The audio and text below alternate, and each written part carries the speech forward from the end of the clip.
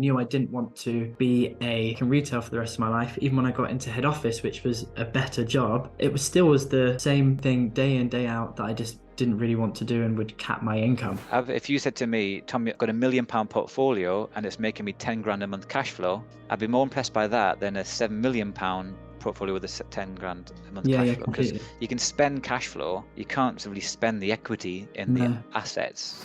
So on this episode of Not Financial Advice with Lewis Crumpton, I would like to introduce Tom Heaney. So Tom, well, I'll let you introduce yourself actually, because you'll do a better job than I will. Well, what is it that people want to know? I love property. I would use that as my main vehicle to create income. I was a secondary school teacher, loved the career, didn't like the hours, and really Even with loved all the that fact, holiday, I'm sure people will say that. My parents were you teachers, know, so I'm going to sympathise with you here, Tom. So yeah. yeah, yes, I get, the whole half a year off thing.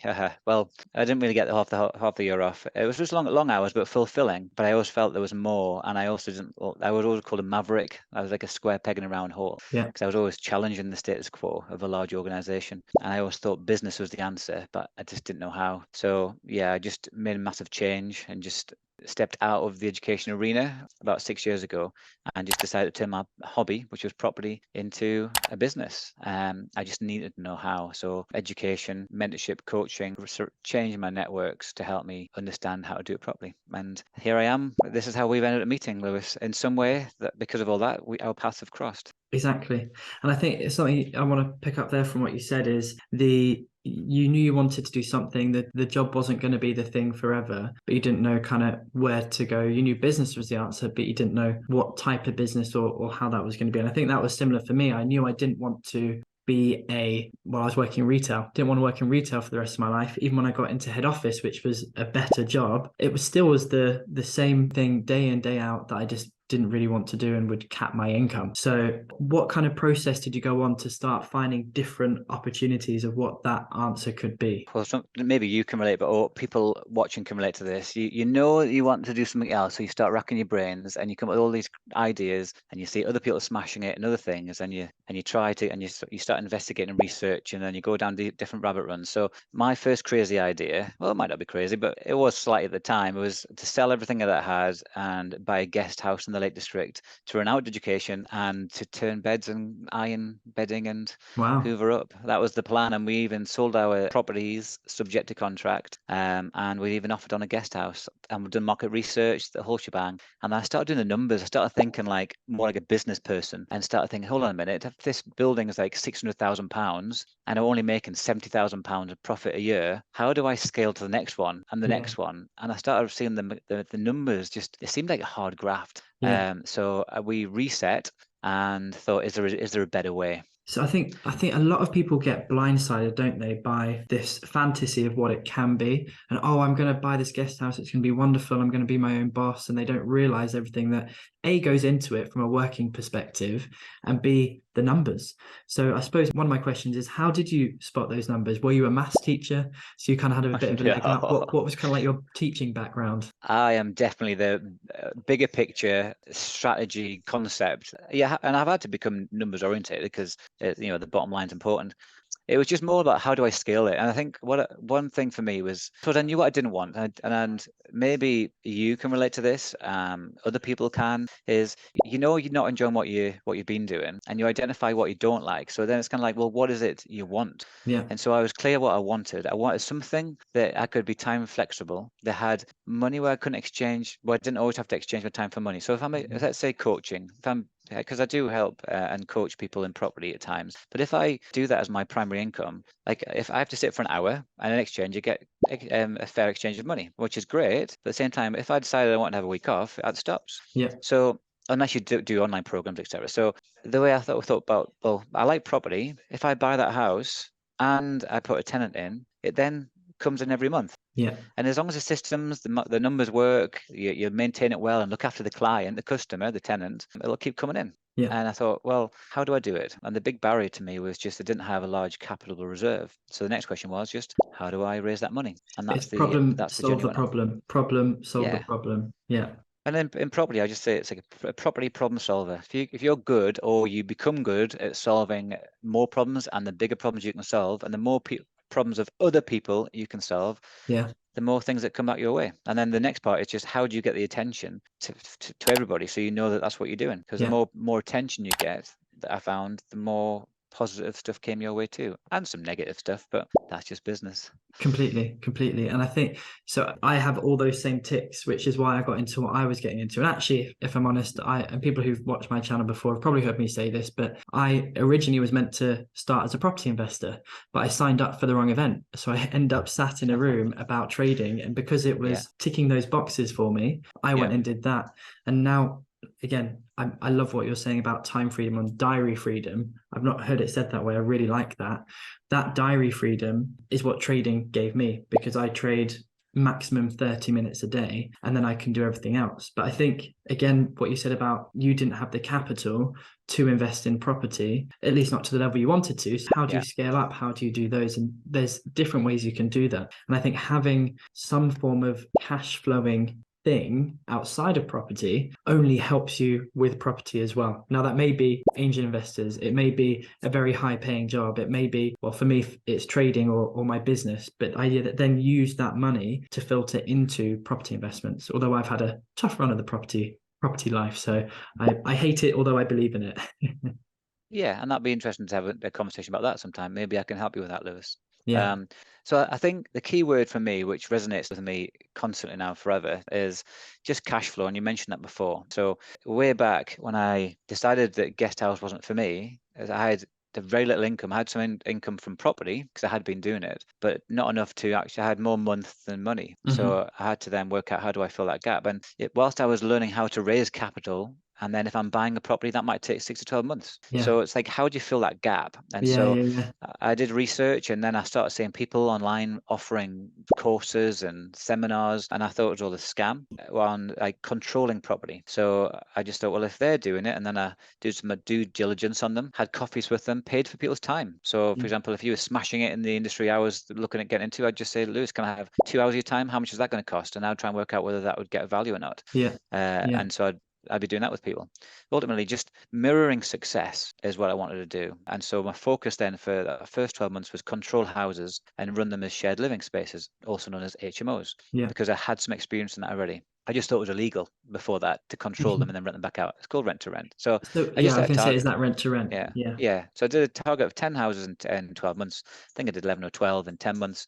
But it was all about the financial cash flow. So I was like 10K a month of cash flow to enable me to scale and grow a business, Yeah. which enabled me to bring in help, build a team of people that I liked, which was important, to help facilitate the vision. And then year two was to build a portfolio of purchased HMOs and single lets, and then do Yeah. create things like option agreements, deal sourcing, all that kind of stuff to find out what you like. Because some stuff you'll end up doing that which doesn't align with your own values or what Completely. motivates you. Yeah.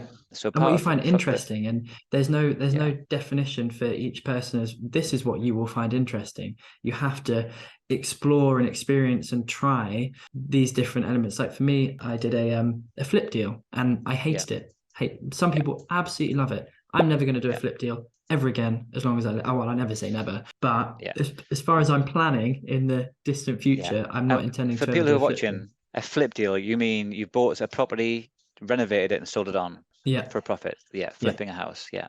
Yeah. Yeah. And for me, I used to try and do that myself and, made some success. I don't like that model because it's uncertainty, because you buy something now and in 12 months' time, I don't know what the market is. Therefore, I Mhm. can't, not sure what the revenue is going to be. Yeah. And so for me, I don't do that as my primary vehicle, because I like to do if I buy that, renovate it, I know the rents are going to be that, because Mhm. rents don't do this. Yeah. Rents, unlike maybe the stock market, rents are kind of steady. Yeah. And if anything, they go up over time. So I can forecast. And that's the next keyword for me was, can you cash flow forecast? And if I have, let's say, 150 rooms I'm renting out right now, and if I know I've got another 50 coming on, I can then do some calculations. Yes, there's some variables like energy and the Yeah. interest rates. If you're in fixed to 3 or 5 year mortgages, then you're still cash flow forecasting for the next 3 to 5 years. So as someone then, I think that's a good question because it's very apt at this moment. As someone who has HMOs and controls them, owns them, how are you factoring in now the changing face of utility bills and that type of thing? Great. Well, before we do that question, let's finish off that part of the story just on like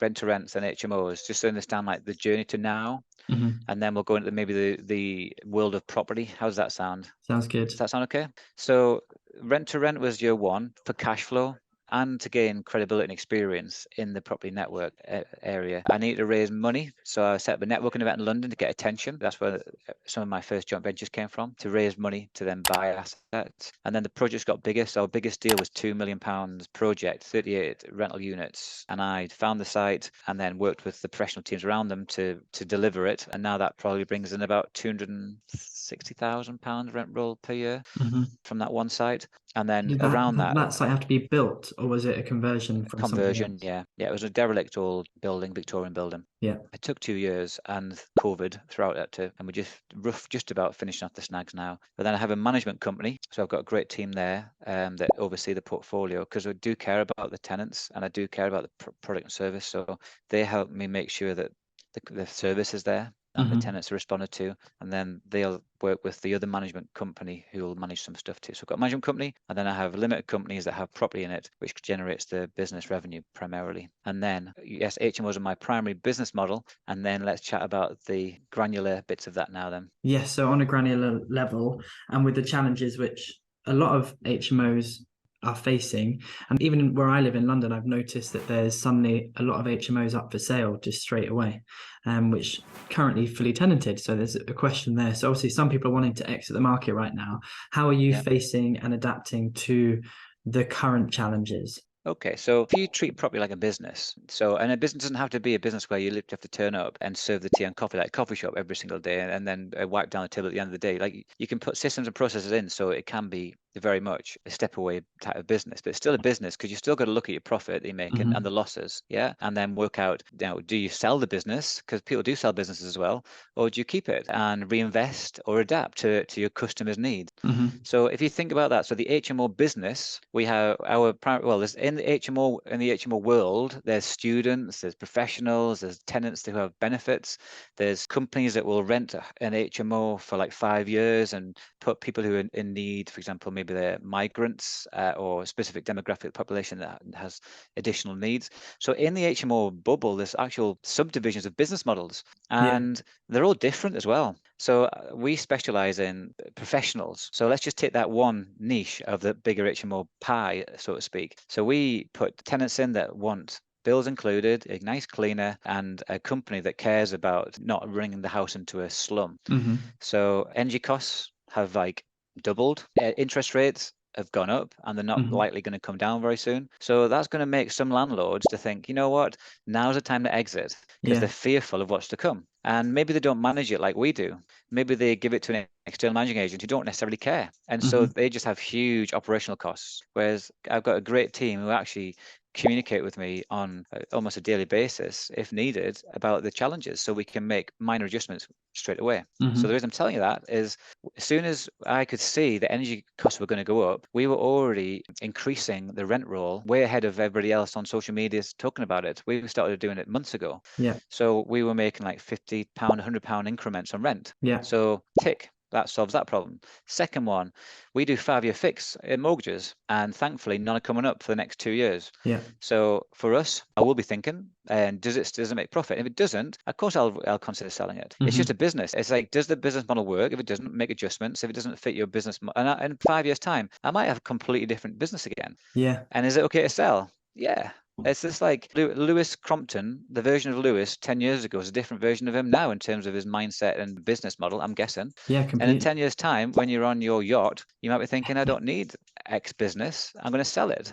It's just like, you make the decisions on the information you got at that time in the chapter of your life. You do. And there's only so much you can take in terms of information. And like you said, you make the best decision you can with the information you have. And I think it's really important that people make sure they're getting the best information they can, speaking to the right type of people, looking at actually the information with a bit of a, not critical eye, but making sure they're actually interpreting that information in the right way, rather than just with like a lens of fear. But I also think there is something to be said for timing, and I'd be interested to hear your take on this. So for example, 5-year fixed mortgages, which you've got your properties on right now, brilliant, fantastic. But if they were coming to an end next month, then you wouldn't, I mean, I don't know, but maybe it wouldn't be quite as nicely falling it's as comfortable a situation, it might be more uncomfortable. But again, I suppose you would know that's coming up. Maybe you would exit them early to lock in things like that. I don't know. But there is, Well, yeah, I'll you tell have you. to make the best of the information you have at the time. So what I really like, so I don't really do single lets. I have a couple, and that's not my kind of like main thing. And this is why. What I like about shared living is it reduces the risk of your bottom line in terms of just breaking even. Because even so, I'm already stress testing every property we have against 9%, 10%. I run it. I've been running the figures just to sort of work out, well, what would I do? And any business person would be doing that in their business. If they're not, and in fact, just to digress, I often ask curious questions, as with you, Lewis, before we started this call. I'm just curious about people's business, and when I'm in shops, etc., I ask questions about like how is the impact of energy hitting them. It's quite startling to hear how many of them say, "Oh, I've not really looked at it yet. We'll be all right." And I feel sad for them because I know they won't be making much margin in these small shops, and they've got like head in the sand. So coming back to my point is HMOs. What I like about them is if you have like 7 tenants and there's 7 rent rolls coming in as opposed to one single let, which is one. If that one tenant in a single let defaults, you're lumbered with council tax potentially. You're lumbered with the repairs if they just exit and trash it, and also the mortgage. And if that mortgage is now going up to 6%, you're going to be feeling more stressed. Yeah. So with 7 tenants, even if you've got 2 voids, you've still got 5 revenues. And even if the mortgage rates goes up, you might be now 3 of those rooms paying for the mortgage instead of 2. Yeah. And then you've got the energy cost. So I could still break even. And I don't want to, but if we've got to a position where fast forward 2 years from now, interest rates are high, energy rates are high, and the government aren't giving any support. Let's just do like the doomsday scenario, which if you go on some Facebook groups, it'll make you not want to get out of bed, right? If I hit that, I should be able to break even and keep my team. And for me, that's a healthy position to be in. Yeah. I might not be able to like treat myself as much at that point in time, but I'm not in this to make a quick buck, building intergenerational wealth and revenue for till I die. Yeah. That makes sense. So if there's Oh, 5 years where completely. I'm And going to tighten my belt, then but I can still have a team that helps provide great quality product service, and my margins got. Whereas if it was all single lets, the private market, and they've all lost their jobs, let's go like doomsday scenario. yeah. Then hey, I'm going to be getting defaults left, right, and centre. So Yeah. that's why I like HMOs. Yeah. And so looking at the business side of that, have you found that within your business, as you've got more team members on board, because I'm the same as you, but for me, this is about generational wealth, everything that I do, it's about things which are going to last for the long term and that I can pass on. And then I find that as I bring on team members within my own business, sometimes I focus on maybe their needs more than mine. So I want to make sure they're taken care of, they're looked after. If that means 1 month or whatever, I need to take less out of the business, not have as fun a lifestyle as I might normally have on a month-to-month basis, I'm totally okay with that. I want to make sure they're taken care of first. But have you found that to be an additional stress or worry, or do you just feel like you already know the decision you're going to make in those types of situations? Yeah, I just know that you need people to run a business. So it's important to, I always make sure that's service first. Yeah, it's just important. So, because if I didn't, then it would just be I'd be on my shoulders. Then it's almost like contracting. I'd have a smaller team than I did have pre-COVID because I decided to shut down one of my businesses just because I wanted to. And so I'm not against contracting team, but the team I've got right now is we couldn't run it on a smaller team. That makes sense. So and it's all budgeted. Like even if interest rates go up, costs go up, that's the first budget that goes in. I don't think, right, how do I tighten my belt? Right, cut someone's hours. It's right, they're essential. My focus actually is how do I make more money? That's important actually. When I see a contraction, which is happening right now, I don't think, how do I save money? I don't start turning light switches off. I don't start cycling to work. I just think, right, well, let's just generate more wealth. So I bought a guest house. I'm buying another 7-bed HMO because I want to ramp up my economy rather than run away. I think that's a different mindset to some people. Yeah. I might start a new business, another income stream. So yeah, right now, people who are in fear, who are selling stuff, is because they're contracting potentially because of the fear. And I'm like, right, no, let's keep growing. So there's more margin so we can ride out this next chapter. Yeah. Yeah, I think that's a really good way to look at it. It's not just about, and this is where I think I struggle with the mentality of being good with money is about saving money. No, it's not. Potentially that's one element of that process, but you like want to 5% of my increase your time is looked monthly at that. income. Totally. Yeah. So I do look at how do we make marginal gains in saving. So we do review energy contracts, we do all that, but I spend probably 5% of my time on it. The 95% of my time, what I'm thinking about business is, right, well, what's next? Yeah. How do we generate additional revenue? Not a lot of people think like that. I No, think they don't. it's a small percentage of the global population think like that. Which is Mm. it's quite interesting, really, isn't it? Because especially people who are maybe in property who've done quite well in property, even then sometimes you can see their mindset almost fall back and fall into that defensive position rather than Yeah. that growth position. So I suppose just adding to that, so it's because I've been in a position where I didn't have much money at all. I had no month of money, Hmm. and at that point, when really if my scarcity mindset was, well, I haven't got much money, so I best save this. Hmm. I wouldn't have got to where I am. My mindset was, no, I'm going to reinvest that into my education Yeah. because that's the only way I'm going to be able to grow is by having new knowledge and opportunities, which it goes against people's fear because they always want to like protect. Yeah. So even now, I'll just share with you before this call, this next transition, I'm reinvesting into additional training and education myself because Hmm. if I'm helping people myself in coaching and mentorship, it'd be wrong of me not to do it myself. Yeah. So Yeah. I'm reinvesting into. I'm on one next weekend, just looking at values, Yeah. what's important to me, and so that just sharing with you kind of what I'm doing in terms of, yes, I've created a portfolio property which has created a great lifestyle, and I care about the product, and without that I'd have been back in teaching. Hmm. But it's like, what's next? Yeah. And it's not just about making money; it's about creating a lifestyle that aligns with like what's important to you. And you call it financial peace. That is my word for Uh, it.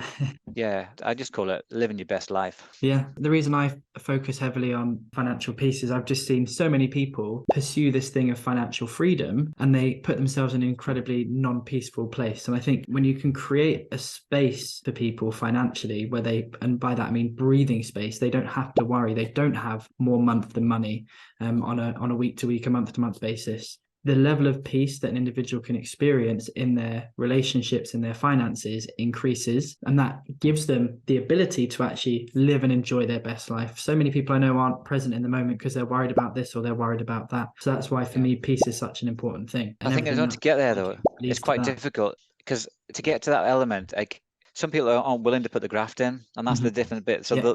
they're attracted to this financial freedom, they're attracted to this financial peace.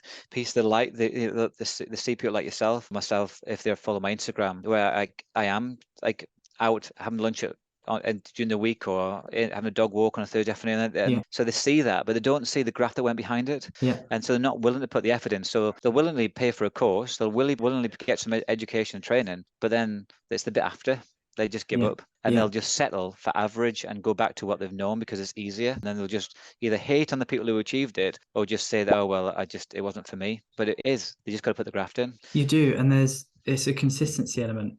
If you're Yeah. not consistent in any area of your life, you won't get the results you want. And people do choose comfort and what they know versus the unknown. I mean, I've just started reading this book called The Dip, and it's about that process of people starting and then it dips down and they lose motivation, and that's when most people give up. And again, Yeah. because I want to see my students, my mentees succeed, I read stuff like that. Similar to you, I invest in myself so I can learn about how to help people navigate through that period so they get more success, they get to where they're trying to get to, because everybody has started it technically for a reason. Yeah. And if they have the right reason rather than just get rich quick, which I don't think anybody here believes actually exists, yes, get rich and get wealthy, but it's methodical, it's process, it's going to take some time and some consistency and some effort, like you said. Then that's the exciting thing. Like one of my big taglines within my business is you can make money trading safely and profitably in less than 30 minutes a day, but you still have to learn how to Yeah. make that a reality. It's completely a Yeah. reality, but it's going to take you at least a few months to learn the skills behind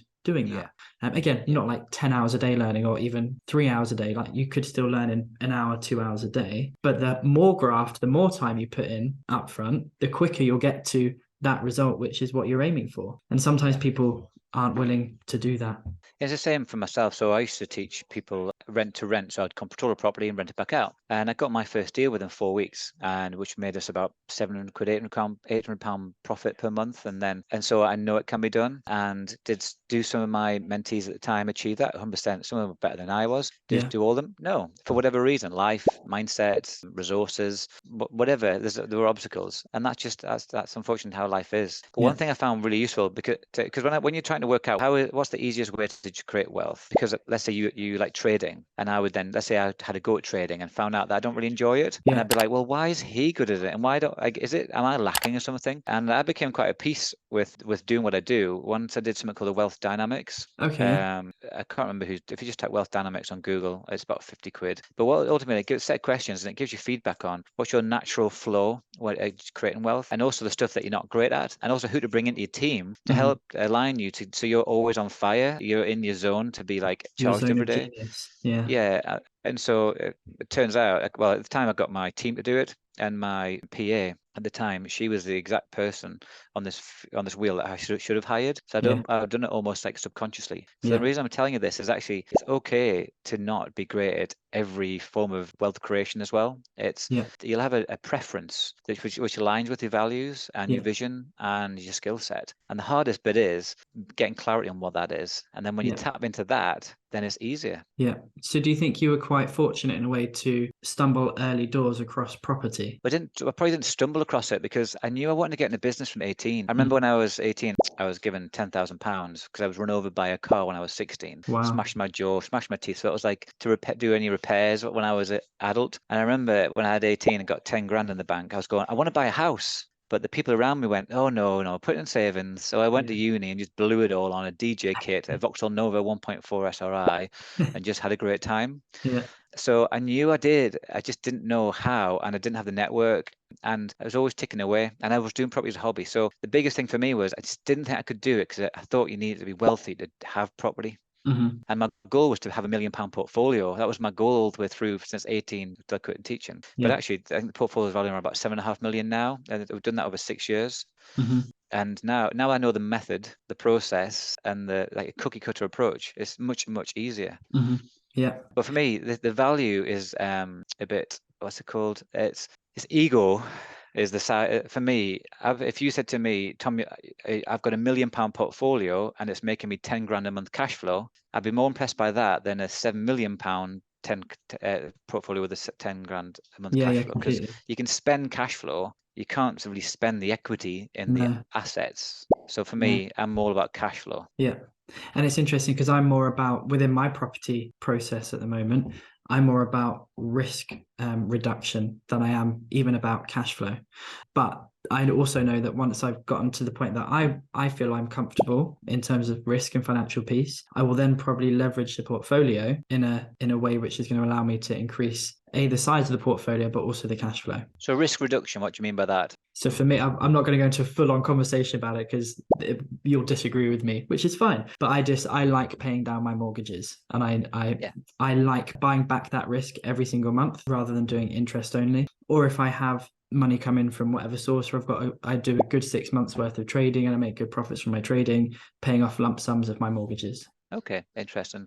I'd probably leverage on about 60%, because then at least then you can exit it in Yeah, just about any climate, yeah, but then you're still leveraging good debt yeah. to create And I extra think cash that's flow. what I would do. I would go for about 50 to 60% is what I would Yeah. do. So yeah, But when you're starting out, once again, people can't, they might not be able to do that. So it's kind of like you might stretch yourself in the first few years to get going. And it's all about, it depends on where you are in this kind of journey. And so I flew out to Monaco last month just to get some inspiration and network with some of my friends. And I sat on my friend's yacht, which is lovely. But then you look at the other ones, and there's like the next level, and then there's yeah, the next level, and then there's the £100 million yacht, and there's the £250 million yacht. But the conversation you'd have on each of those would be different to the people on this particular yacht, because yeah, they've got different levels of wealth, experience, networks, and opportunities. yeah, And then once you have different levels of wealth, it opens up doors for different funds which you wouldn't have access to. So for me, it's like you're all at a different spot.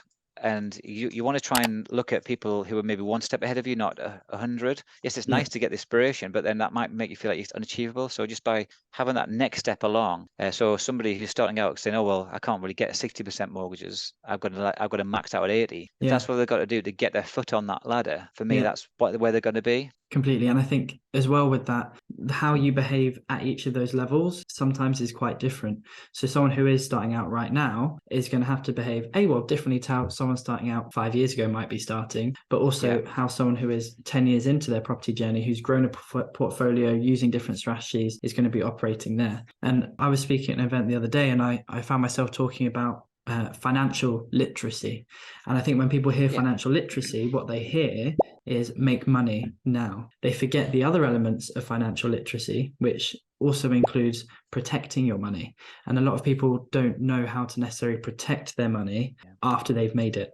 And that's a Yeah. different skill set as well. So I think financial literacy for me is like make it, manage it, and multiply it. Yeah. Because a beautiful son, he just wants to say hello, but he can't be on camera. I like to protect his identity. So yeah, make, manage, and multiply money is for me financial literacy, and most people can't do that. Most people can make some, Mm-hmm. they're not very good at managing it, and most people definitely can't multiply it. Yeah. So yeah, for me, that would be a positive way of going about financial literacy. A question for you here. So what would you say has been the hardest thing that's happened on your property journey? And what would you say is the best thing that's happened on your property journey? Best thing has been just the freedom it has created. That for me, and it's reality. It's not like I'm not selling anybody a course. I'm not selling but into any form of fun. It's just genuine. It has created freedom and flexibility to be a dad, get married this summer, renovate my home as a hobby, and still though steer the ship as a part-time business. Mm-hmm. And that's reality. We have like 150 rental units. Let's say each one's £550 rent per month. You do the maths. Yeah. Plus, I've got other revenue streams aside to that.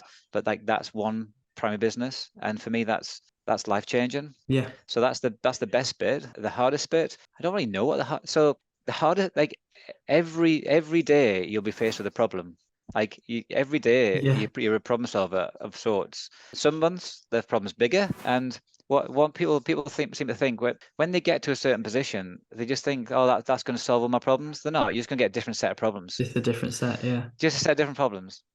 So whatever that problem is so the hardest thing. It's hard because 6 years ago the challenges then were different to now, Oh, complete. And and that's the yacht so analogy as well. Like you have yeah. different problems at each of those levels. So back then they would have been really hard, Yeah. but now looking back, they're like they were hard problems. um, it's a difficult answer. Yeah, I don't know what the answer is to that one. Well, it's good to know that there's no problems in property whatsoever then. Nothing's Well, difficult. there are. It's just that which is the hardest because Yeah, yeah, they're yeah, all just problems and nothing's been not overcomable. yeah. If that Let makes me ask sense. you a Like, different question then. So what's been the funniest property story, like the oddest situation with a tenant or something like that? I don't know if don't know if someone's watching breakfast, having breakfast watching this. So when I first was in property, I would manage properties myself, and I have a great manager now, Carly, who would deal with this on my behalf. A tenant moved in, and the tenants were complaining that there was a smell coming from his room. Don't worry, he didn't die. But because we do professionals, so he had a suit really well presented. But I Yeah. went down and did an inspection, and his room was messy, and there was bottles in the corner of the room, and his bed hadn't been washed like a student for probably 6 months, and there was smell coming out of his cupboard. It turns out he had 2 litre bottles of yellow watery substances in these bottles, Oh, wow. and it turned out he just hadn't been going to the loo Wow. because he was so addicted to playing on his console at night. He would just but his girlfriend used to stay over as well, and that's the grossest bit. How did Yeah, she not? Oh, wow. exactly. Yeah. So that's the grossest one. So They were probably yeah, on a but yacht with not very high standards of hygiene. yeah, but thankfully, yeah, there's not many of that. But if the right systems and processes in place, that kind of thing's like an anomaly. Yeah. Yeah. So yeah, like so, and in property, if you're considering getting into it, if you're watching this, like this, it's such a big business arena, and there's Yeah. so many different elements to it. Just spend time thinking about which one like aligns with like what excites you, and the way to maybe think about what excites you is what you spend a lot of time thinking about. Because if you Mhm. think about it, your natural tendency is that's clearly exciting you.